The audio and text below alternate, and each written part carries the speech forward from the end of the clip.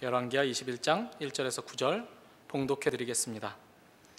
므낫세가 왕이 될 때의 나이가 12세라 예루살렘에서 55년간 다스리니라. 그의 어머니의 이름은 헵시바더라. 므낫세가 여호와 보시기에 악을 행하여 여호와께서 이스라엘 자손 앞에서 쫓아내신 이방 사람의 가증한 일을 따라서 그의 아버지 히스기야가 헐어버린 산당들을 다시 세우며 이스라엘의 왕 아합의 행위를 따라 바알을 위하여 제단을 쌓으며 아세라 목상을 만들며 하늘의 일월 성신을 경배하며 섬기며 여호와께서 전에 이르시기를 내가 내 이름을 예루살렘에 두리라 하신 여호와의 성전에 제단들을 쌓고 또 여호와의 성전 두 마당에 하늘의 일월 성신을 위하여 제단들을 쌓고 또 자기의 아들을 불 가운데로 지나게 하며 점치며 사수를 행하며 신접한 자와 박수를 신임하여 여호와께서 보시기에 악을 많이 행하여 그 진노를 일으켰으며 또 자기가 만든 아로새긴 아세라 목상을 성전에 세웠더라. 옛적에 여호와께서 이 성전에 대하여 다윗과 그의 아들 솔로몬에게 이르시기를 내가 이스라엘 모든 지파 중에서 택한 이 성전과 예루살렘에 내 이름을 영원히 둘지라. 만일 이스라엘이 나의 모든 명령과 나의 종 모세가 명령한 모든 율법을 지켜 행하면 내가 그들의 발로 다시는 그의 조상들에게 준 땅에서 떠나 유리하지 아니하게 하리라 하셨으나 이 백성이 듣지 아니하였고 므낫세의 꾀물 받고 악을 행한 것이 여호와께서 이스라엘 자손 앞에서 멸하신 여러 민족보다 더 심하였더라. 오늘 읽은 본문은 히스기야의 아들인 므낫세라는 왕의 통치에 대해 기록하고 있습니다. 과연 그의 통치는 어떠한 것인가? 이제 유다 역사를 보면 이 사람이 끼친 영향이 아주 막대해서 우리가 좀 자세히 살펴볼 필요가 있겠습니다. 그의 통치 시기를 오늘 읽은 본문은 이렇게 요약해 줍니다. 2절에 보시면 왕은 여호와 보시기에 악을 행했다라고 되어 있죠. 자, 어떻게 했는가? 하나님이 쫓아내신 이방 사람의 가증한 일들을 따랐다라고 되어 있습니다. 하나님 보시기에 역겨운 일들이 이제 그의 통치를 통해 이루어졌다라고 이제 요약하고 있죠. 그 왕뿐이 아니었습니다. 9절로 가보시면 백성들도 마찬가지로 악을 행하죠.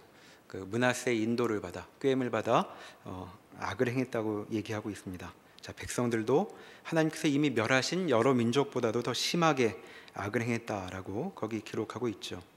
그뿐 아니었습니다. 16절로 가보시면 그 외에도 무죄한 자의 피를 심히 많이 흘렸다라고 되어 있죠. 그러니까 므낫세가 아버지 히스기야하고는 전혀 다른 정책을 펼쳤기 때문에 반대하는 무리들이 많았을 텐데 이제 그들을 전부 제거했던 것 같습니다. 얼마나 많이 사람이 죽었는지 예루살렘이 이 끝에서 저 끝까지 피로 흠뻑 젖어 있었다라고 16절은 우리에게 알려주고 있죠.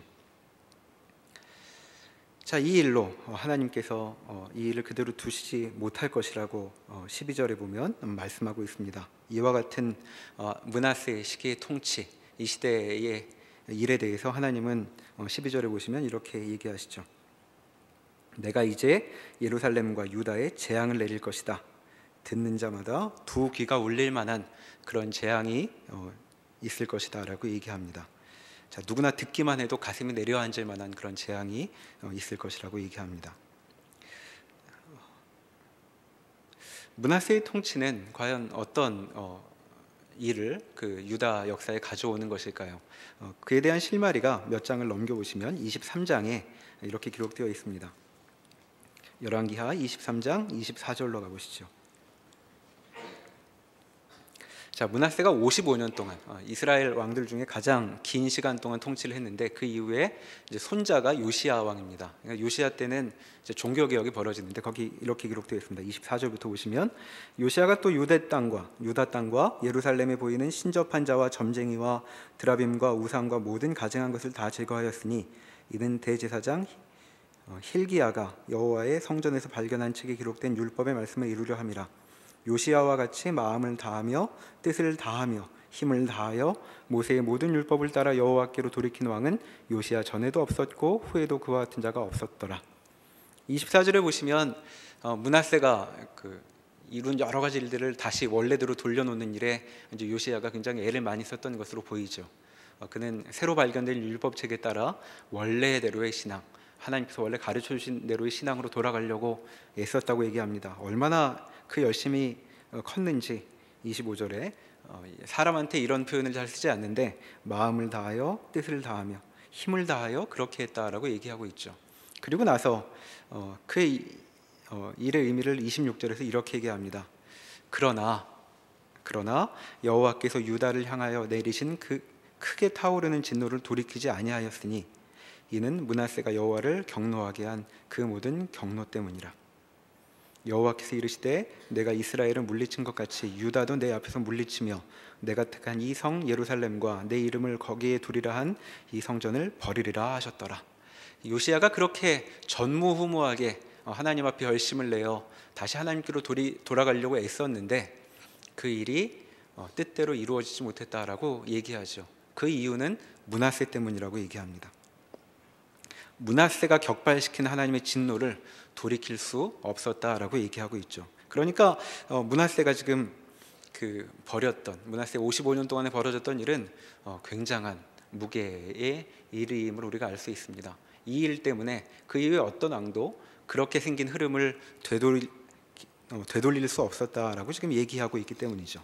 다시 본문으로 돌아와 보시면 과연 그럼 이 왕은 무슨 일을 한 것일까 구체적으로 좀 살펴볼 필요가 있겠습니다. 아까 2절에서 얘기하듯 그가 행한 일은 하나님이 쫓아내신 이방 사람의 가증한 일을 따랐다라고 되어 있었죠. 그리고 나서 그 3절에 보시면 이 왕이 뭘 했는지는 북왕국의 아합을 떠올려야 한다라고 얘기합니다. 아합의 행위를 따라 행했다라고 얘기하면서 이제 여러 항목들을 열거하고 있습니다. 3절부터 보시면 그 아버지 때 그 힘들여 헐어버린 산당들을 다시 세웠다고 얘기하죠. 그리고 바알을 위하여 제단을 쌓고 아세라 목상을 만듭니다. 그리고 하늘의 1월 성신, 해, 달, 별들을 섬기는 제단을 만들죠. 그리고 심지어는 여호와의 성전에 여호와 말고 다른 대상을 섬기는 제단을 쌓았다라고 4절과 5절에 나와 있습니다. 그뿐 아니라 자기의 아들을 불 가운데로 지나가게 했다라고 얘기하죠. 불 가운데로 그냥 지나가게 했는지 아니면 불살라 태웠는지는 불분명하지 않지만 그 할아버지 때 했던 일이 지금 여기 다시 반복되는 것입니다. 그리고 6절에 보면 점치며 사수를 행했다라고 되어 있는데 점쟁이들과 그리고 마술사들을 불러서 어떤 중요한 결정에 참여하게 하고 있었다고 얘기하죠.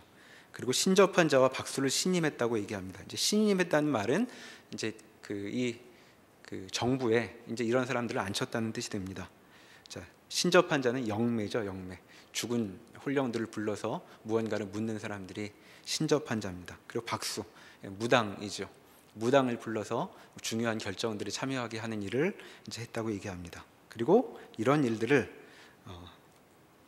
6절에서 많이 저질렀다라고 얘기하고 있습니다. 특별히 주목할 만한 점은 그가 성전에서 벌인 일이라고 할 수 있죠. 7절에 있듯이 7절에 다시 그 일을 주목하게 하기 위해서 다시 반복하고 있는데 자기가 만든 아로새긴 아세라 목상을 성전에 세웠더라라고 얘기하고 있습니다. 아마 왕이 직접 이 목상을 만든 모양입니다. 손수 새겨 만든 아세라 목상을 다른 곳도 아니고 성전에 세웠죠. 자, 성전에 이런 것들을 세운 일은 저는 없었습니다.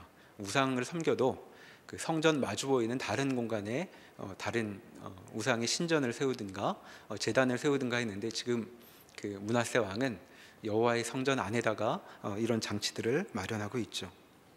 그럼 성전이 어떤 곳인데 지금 이런 일을 하고 있는가? 7절과 8절에서 그 성전이 어떤 곳인지 우리에게 알려줍니다. 다윗과 솔로몬 때 하나님께서 이렇게 말씀하셨다고 얘기하죠. 내가 이스라엘의 모든 지파 중에서 택한 이 성전과 예루살렘에 내 이름을 영원히 둘 것이다. 이렇게 약속하신 바 있습니다. 그리고 나서 이렇게 권고하셨죠. 만일 이스라엘이 나의 모든 명령과 나의 종 모세가 명령한 모든 율법을 지켜 행하면 내가 그들의 발로 다시는 그의 조상들에게 준 땅에서 떠나 유리하지 아니하게 하리라는 말씀을 이제 약속으로 주셨습니다. 자, 이 약속, 너희가 내 율법을 따라 지키면 다시는 여기서 떠나서 헤매지 않을 것이다 라는 약속을 담고 있는 장소가 바로 성전이었던 것이죠. 바로 그와 같은 성전에 지금 1월 성신을 위한 제단도 쌓고 아세라 목상도 세우는 일이 벌어지고 있는 것입니다. 지금 대체 유다에는 무슨 일이 벌어지게 된 것일까요? 이 왕을 통해서 벌어진 일은 무엇일까요? 한마디로 요약하자면 지금 이 일들을 통해서 유다라는 나라에 정체성이 바뀌는 일이 벌어진 것입니다. 유다는 어떤 나라였습니까? 이스라엘과 함께 하나님께서 직접 불러서 세우신 나라였죠. 하나님께서 하나님의 뜻을 알려주시고 하나님의 율법을 전하여 주시고 그리고 언약을 맺어 세우신 나라였습니다. 근데 지금 그 나라가 어떻게 되었는가? 므낫세의 일을 통해 하나님을 버리기로 한 것이죠. 자, 여호와의 성전은 더 이상 여호와의 성전으로 기능하지 못합니다. 자, 하나님은 빠져버리고 하나님은 배제되어 버리고 말게 된 것이죠. 그러니까 지금 므낫세가 한 일, 여러 가지 우상 숭배라고 간단히 요약될 수 있는 이 일의 의미는 이스라엘이 개국 때부터 움직여왔던 이스라엘이라는 나라의 작동 방식과 정면으로 부딪히는 일이 므낫세의 치세에 있었던 것이라고 말할 수 있는 것입니다. 이와 같은 일에 대해 하나님은 조치를 취하시겠다고 말씀하시죠. 자, 어떻게 하나님이 이 일을 판단하시는가? 11절에 나옵니다. 유다 왕 므낫세가 이 가증한 일과 악을 행함이 그 전에 있던 아모리 사람들의 행위보다 더욱 심하였다, 이렇게 얘기하죠. 자, 아모리 사람들은 가나안에 살던 옛 민족들입니다. 자, 창세기 15장 16절에 보시면 거기 아브라함한테 하나님께서 이렇게 말씀하시죠. 내가 너로 큰 민족을 이루고 그리고 약속한 땅으로 너희 자손들을 데려갈 것인데 지금은 여기로 데려오지 못할 것이다. 지금 내가 살고 있는 이 가나안 땅에 너희 후손들이 들어오게 될 테지만 4대 후에야 들어오리라. 그러니까 400년 정도 지난 다음이죠. 자, 왜 그러한가? 아직 이 땅에 살고 있는 아모리 족속의 죄가 넘치지 않았기 때문이다, 이렇게 얘기하신 바 있습니다.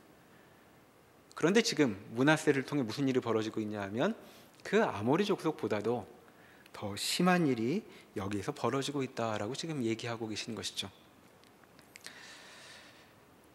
자, 그리하여 하나님께서 지금 12절에 우리가 본 것처럼 두 귀가 울릴 만한 그런 재앙이 임하게 될 것이다라고 말씀하고 계십니다.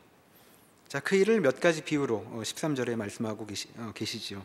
내가 사마리아를 잰 줄과 아합의 집을 다림 보던 추를 예루살렘에 베풀 것이다 라고 얘기합니다. 자, 아합이 하나님을 떠나 자신의 길로 갔을 때 하나님께서 어떻게 그 일을 처리하셨는지 기억을 한번 떠올려 보십시오. 하나님께서 아합의 집안을 멸절시키셨죠. 그리고 아합 때문에 사마리아, 북왕국의 수도였는데 북왕국은 사라져버리고 맙니다. 자, 그때 거기를 측량하던 줄과 추를 이제 예루살렘에 댈 것이다 라는 것이죠. 자, 아모리 족속보다도 더한 유다는 견딜 수 있을까요? 예, 견디지 못할 것입니다. 북왕국과 같이 될 것입니다.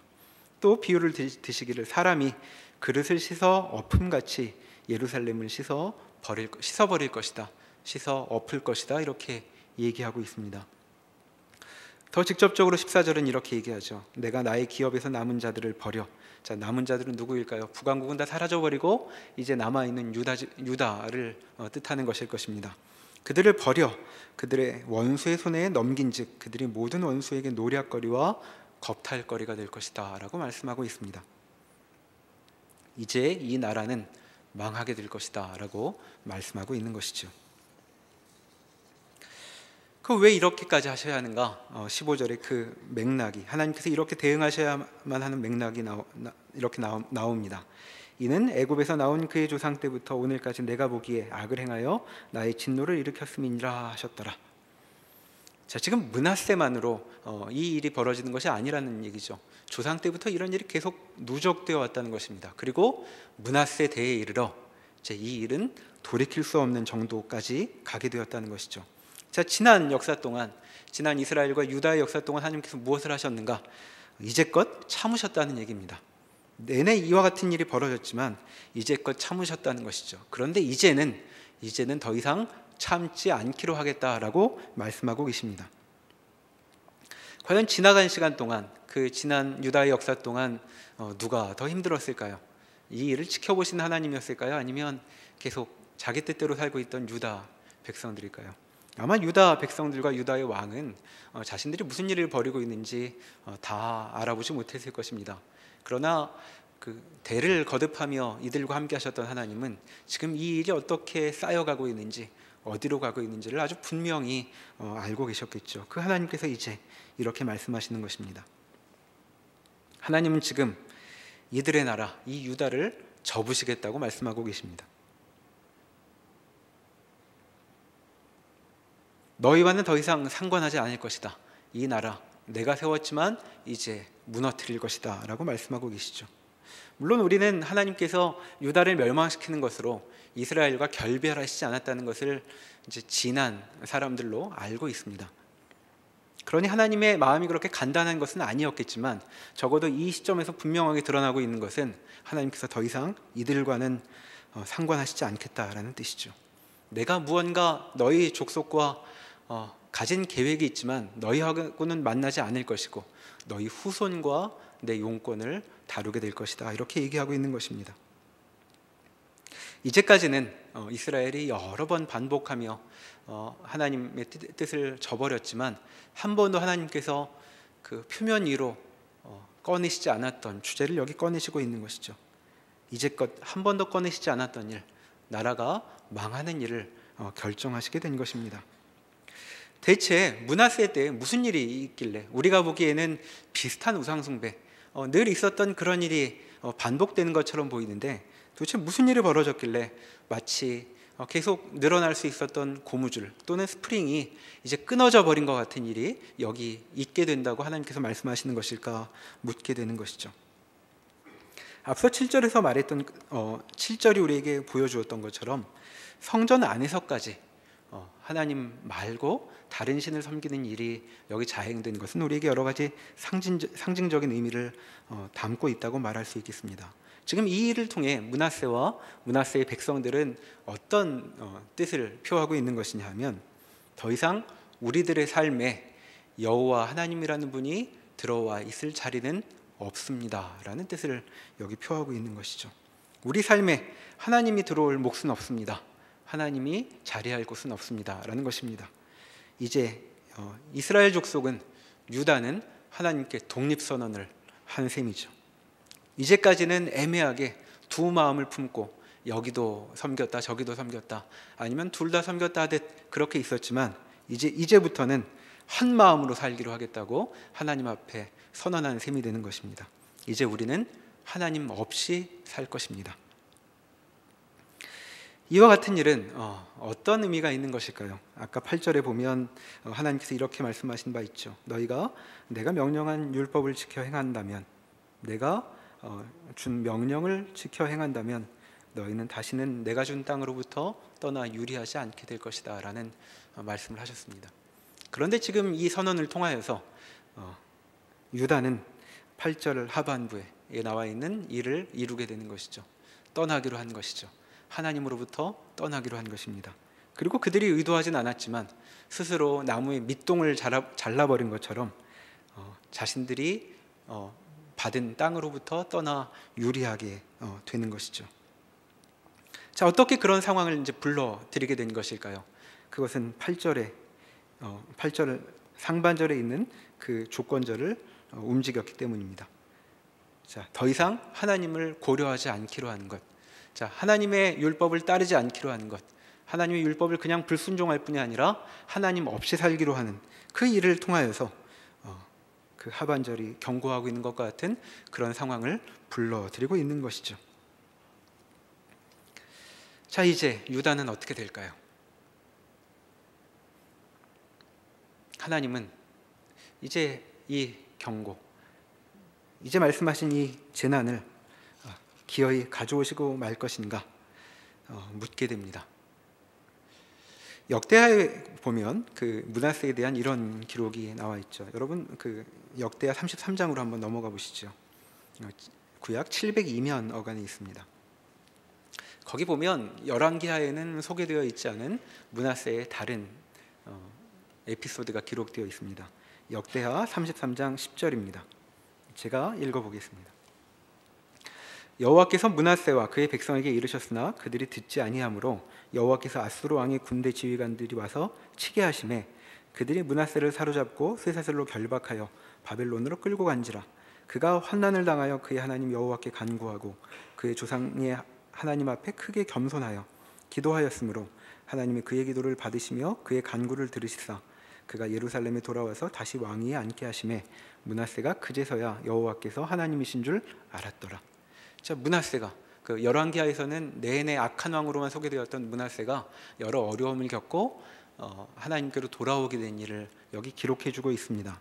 그가 예루살렘에 돌아와서 어떻게 행동했냐면 15절로 가보시면 이방 신들과 여호와의 전의 우상을 제거하며 여호와의 전을 건축한 사내와 예루살렘에 쌓은 모든 제단들을 다 성 밖에 던지고 여호와의 제단을 보수하고 화목제와 감사제를 그 제단 위에 드리고 유다를 명령하여 이스라엘 하나님 여호와를 섬기라 하는 명령을 하지요. 이후에 나와 있는 그 선한 왕 요시야의 행적과 비슷한 겹치는 부분이 있는 내용입니다. 그런데 우리가 그 앞에 그 열왕기하 23장에서 보았듯 므낫세의 통치 기간은 돌릴 수 없는 이스라엘의 재앙을 가져온 일로 기록되고 있죠. 왜 이와 같은 그 하나님께 돌아온 회개의 역사가 열왕기하에는 기록되지 않았던 것일까요? 그것은 이와 같은 회개로 인해 열왕기에 기술되고 있는 유다의 역사가 바뀌지 않을 것이었기 때문에 그렇습니다. 왕은 회개했지만 그의 회개를 통하여 유다는 이제 시작되게 된 그 흐름 바깥으로 바뀌어 나가지 못하는 것이죠. 왜 그랬을까요? 왕이 회개한다고 해서 유다라는 나라 전체가 그렇게 바뀌지는 않았을 것이기 때문에 그렇습니다. 자, 우상을 들여온 것은 왕이 시작한 일이나 백성들은 이 왕의 결정을 통해 하나님으로부터 벗어나기 시작한 것이죠. 자, 산당들을 없애는 일은 히스기야 때 처음으로 했던 일임을 우리가 앞서 살펴본 적이 있습니다. 자, 왜 므낫세는 그 산당을 다시 들여왔을까요? 여러 이유가 있었겠으나 백성들의 강한 압력을 우리는 짐작해 볼 수 있습니다. 우리 조상 내내 이렇게 한 적은 없었다. 다시 복원시켜야 한다라는 그런 압력도 있었겠죠. 그러니 그 므낫세의 회개에도 불구하고 지금 유다는 이미 하나님으로부터 떠나가기 시작한 이 바퀴를 멈추지 않고 있는 것입니다. 나라는 그렇게 이미 넘어가 버린 것이죠. 자, 그러나 우리는 여기서 다시 한번 묻게 됩니다. 그래도 왕이 회개했다면 하나님께서 좀 돌이켜 주실 수는 없을까? 이제껏 그렇게 해주셨던 것처럼 다시 한번 기회를 주시면 좋지 않을까 하는 그런 질문이 들죠. 왜냐하면 우리도 똑같은 그런 마음을 갖게 하는 상황 속에 있기 때문입니다. 자, 우리가 살면서 이런 일들을 겪을 때가 많이 있죠. 나의 어리석음과 나의 무지함과 나의 탐욕 때문에 일을 그르치게 된 경우들이 많이 있습니다. 참 곤란한 상황 속에 몰려 들어와 있는 경우들이 있죠. 그래서 하나님 앞에 탄식합니다. 하나님, 이 일을 어찌하면 좋습니까? 살려주십시오. 그리고 우리 하나님 앞에 깊이 기도합니다. 그때 이제 우리의 관심은 무엇일까요? 우리가 처한 그 곤경으로부터 피하게 되는 것, 곤경으로부터 탈출하게 되는 것이 우리의 주된 관심일 것입니다. 그러니까 우리는 항상 이런 어려움을 보면 늘 그 어려움으로부터 좀 벗어날 수 있는 길이 무엇인가, 그것을 생각을 하고 그게 우리의 최고의 관심사가 되죠. 하나님께서 나를 구원하신다면 이런 역사의 흐름으로부터 우리를 좀 건져주실 수는 없는 것인가 하고 묻게 되는 것입니다. 근데 오늘 본문은 지금 그와 같은 마음을 갖고 있는 우리에게 이렇게 얘기합니다.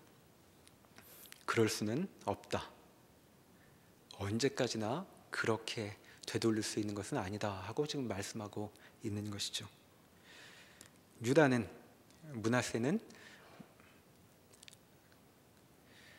그의 통치 기간에 벌였던 여러 가지 일들을 나중에 잘못한 것을 알았다고 해서 그 일을 전부 백지처럼 지워버리고 다시 시작할 수는 없는 노릇인 것입니다. 그건 우리의 경우도 마찬가지죠.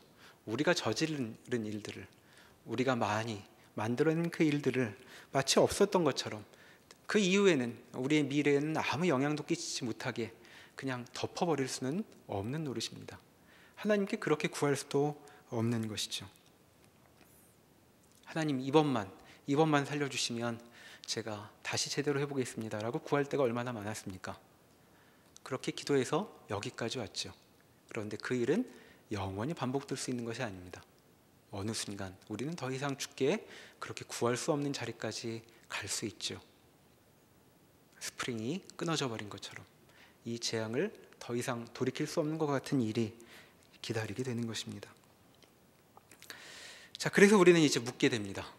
유다는 어떻게 될 것인가?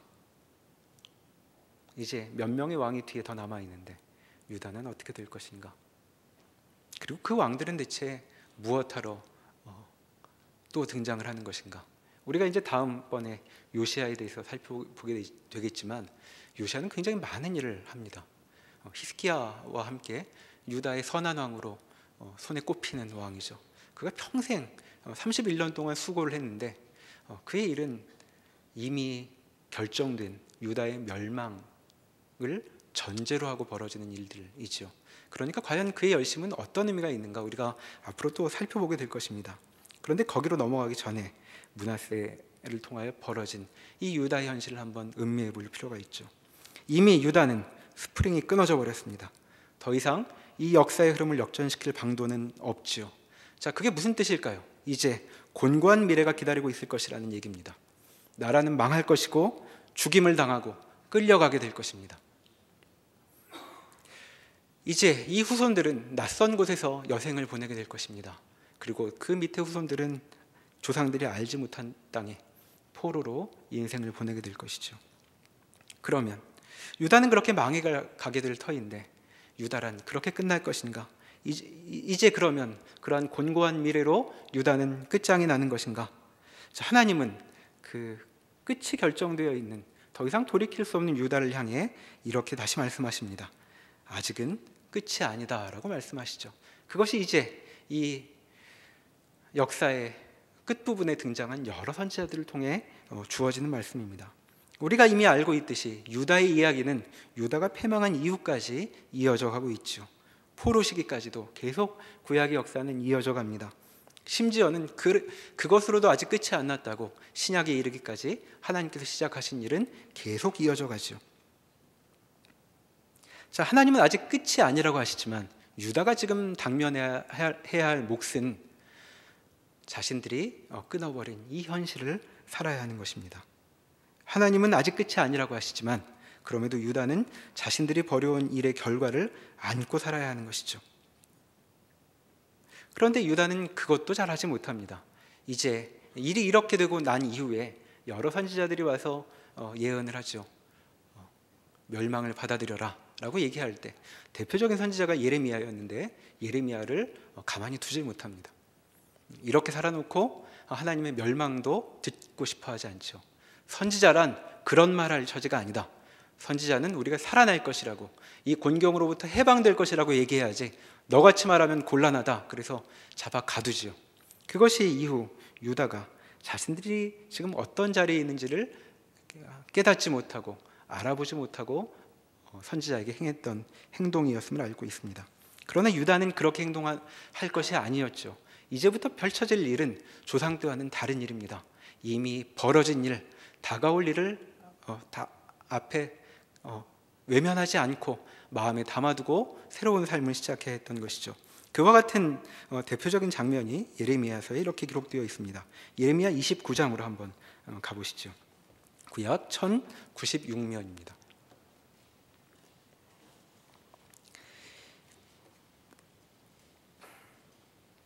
예레미야 29장. 자, 거기에 보면 이미 바벨론이 쳐들어와서 예루살렘을 유린하고 많은 괜찮아 보이는 사람들을 전부 잡아가죠. 그래서 포로들이 잡혀가 있는 상황입니다. 그때 그 예루살렘에 남아있던 예레미야가 포로로 가 있는 사람들에게 하나님의 말씀을 전하는 편지를 써서 보내죠. 자, 그 편지의 내용이 29장 4절에 이렇게 기록되어 있습니다. 만군의 여호와 이스라엘의 하나님께서 예루살렘에서 바벨론으로 사로잡혀가게 한 모든 포로에게 이와 같이 말씀하시니라. 너희는 집을 짓고 거기에 살며 텃밭을 만들고 그 열매를 먹으라. 아내를 맞이하여 자녀를 낳으며 너희 아들이 아내를 맞이하며 너희 딸이 남편을 맞아 그들로 자녀를 낳게 하여 너희가 거기에서 번성하고 줄어들지 아니하게 하라. 자, 편지의 내용은 이것입니다. 거기서 잘 살아라. 잘 살아라. 그런데 이 메시지는 그렇게 사람들이 편하게 들을 수 있는 메시지가 아니었던 것 같습니다. 이런 편지를 듣고 나서 나중에 그 포로로 잡혀있던 거기서 이제 선지자라고 자처하는 사람이 이렇게 예루살렘으로 또 다른 편지를 보내는 일이 24절에 이렇게 기록되어 있죠.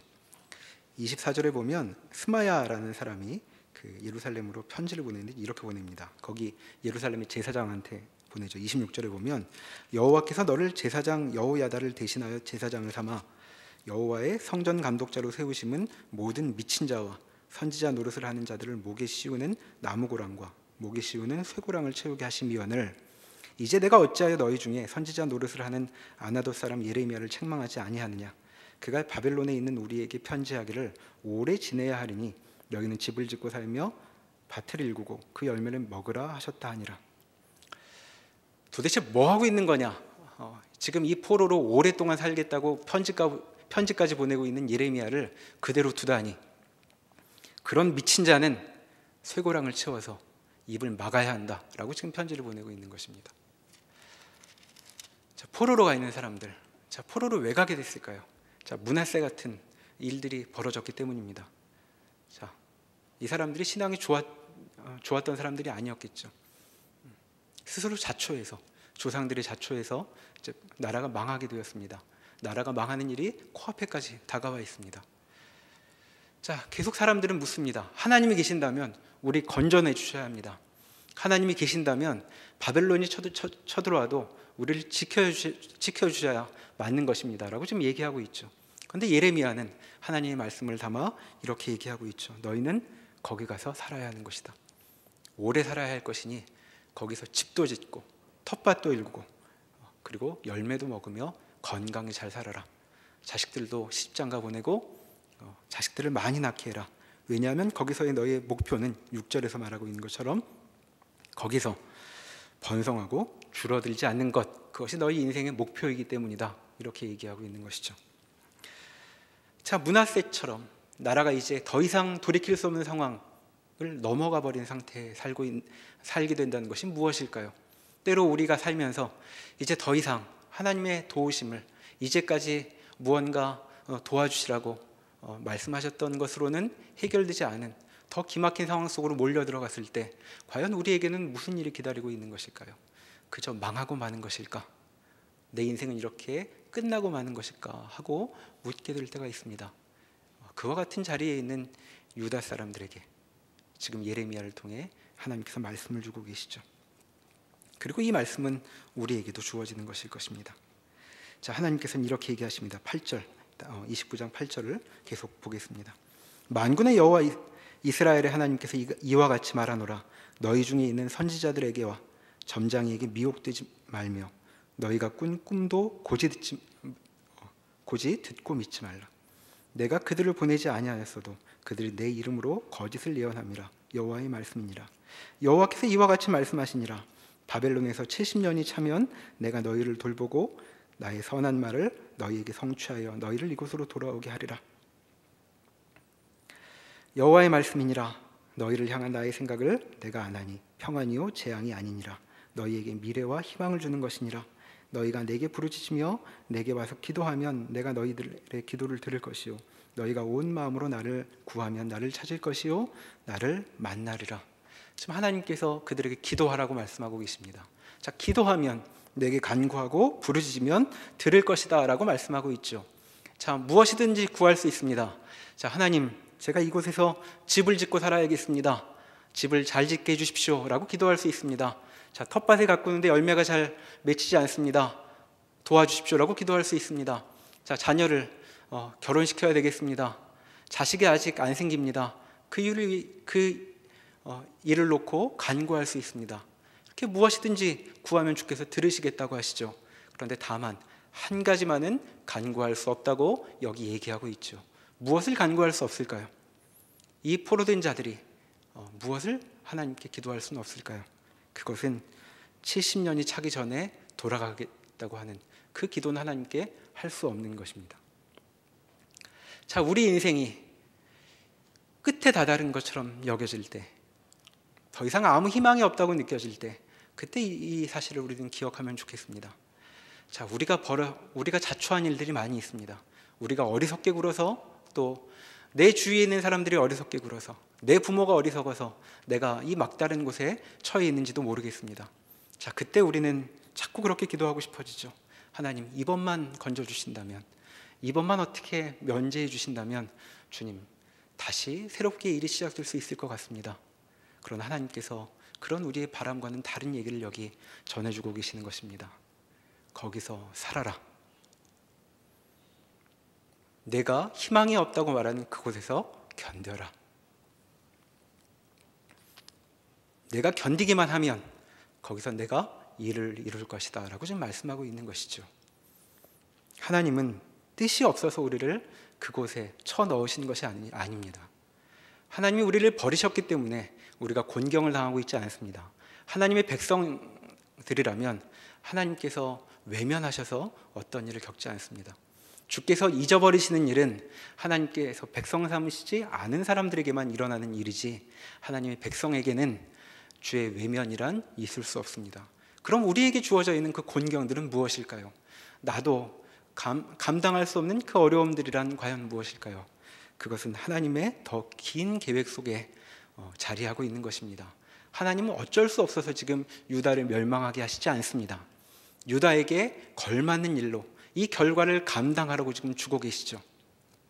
그래서 지금 그들이 자초한 결과를 맞으라고 이제 말씀하게 될 것입니다.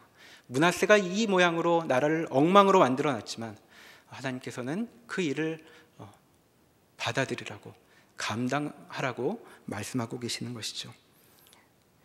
그런 하나님이 지금 예레미야를 통해 포로로 앞이 안 보이는 이 백성들, 이제 70년 동안 머물게 될 터인데, 70년이란 내가 죽을 때까지도 돌아갈 수 없다는 이야기고, 내 자녀도 돌아갈 수 없다는 뜻이고, 내 손자들 대에도 아직 돌아갈 수 없다는 뜻입니다. 그런데 그들에게 이렇게 말씀하시고 계시죠. 11절에 보듯 여호와의 말씀이니라, 너희를 향한 나의 생각은 내가 안다. 그것은 평안이지 재앙이 아니다.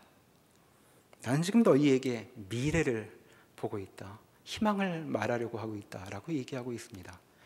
우리가 어떤 곳에 있든, 우리가 어떤 상황에 처해 있든, 그것이 심지어는 내가 저지른 잘못 때문이라고 할지라도 거기서 하나님은 미래와 희망과 평안을 우리에게 말씀하고 계십니다.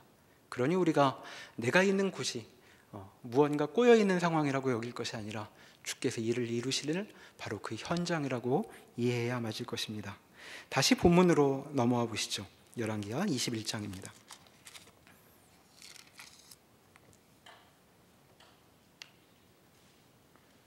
유다가 어떤 나라였는가?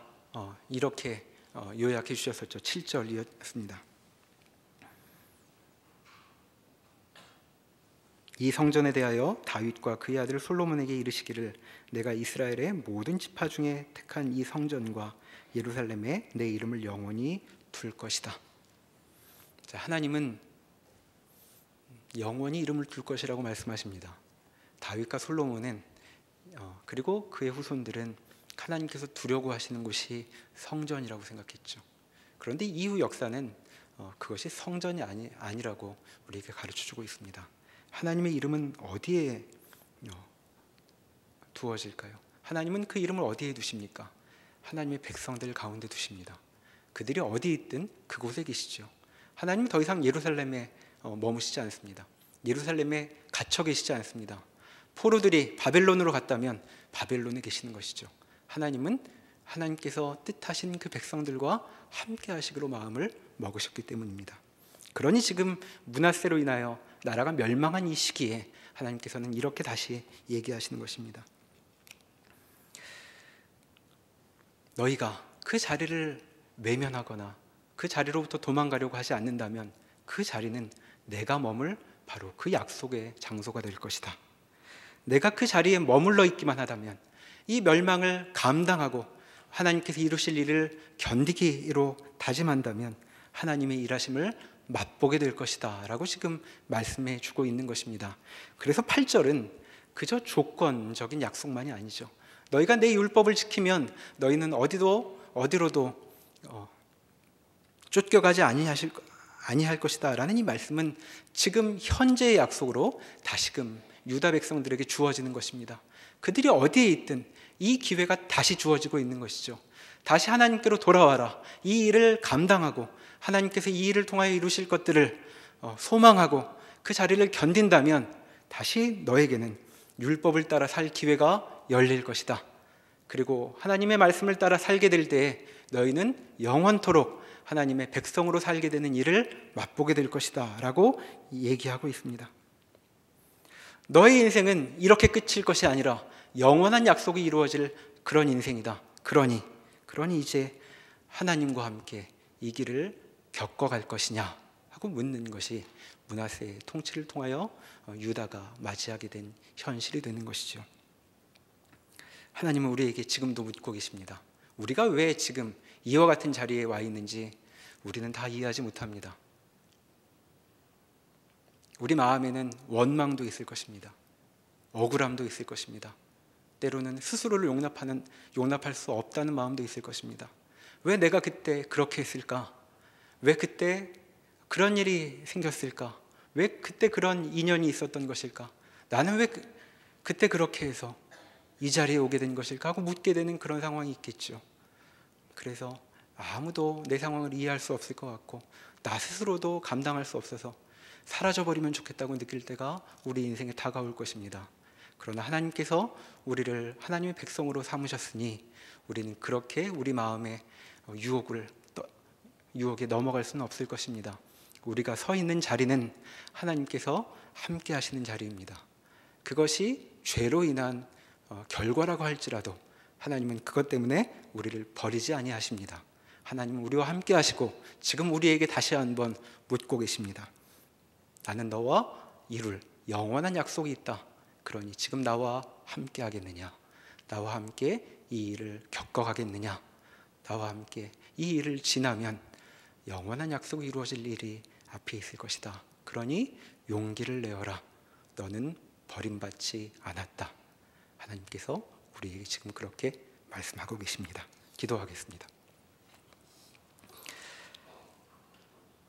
하나님, 우리가 버려가는 삶을 보면 유다와 많이 다르지 않습니다. 하나님께서 많은 기회를 주셨으나 우리는 그 기회를 선용하지 못할 때가 많이 있습니다. 그 기회를 선용하지 못하고 하나님께 그저 이번만 살려달라고 말할 수 없는 지경까지 몰려갈 때도 많이 있습니다. 하나님, 그러나 하나님께서 그 자리에서도 우리의 하나님으로 계신다는 사실을 오늘 확인해 보았습니다. 하나님, 그러하오니 우리의 죄에 눌려 우리 인생을 포기하지 않게 하여 주십시오. 세상의 죄에 눌려 우리를 포기하지 않게 하여 주십시오. 하나님께서 포기하지 않으셨사오니 우리에게 주어진 삶을 받아들이고 껴안고 주께서 이제 됐다라고 말씀하실 때까지 걸어가게 하여 주십시오. 그리하여 우리 인생에 펼쳐가실 하나님의 놀라운 일들을 맛보는 그런 영광도 우리에게 허락하여 주십시오. 예수님의 이름으로 기도합니다. 아멘.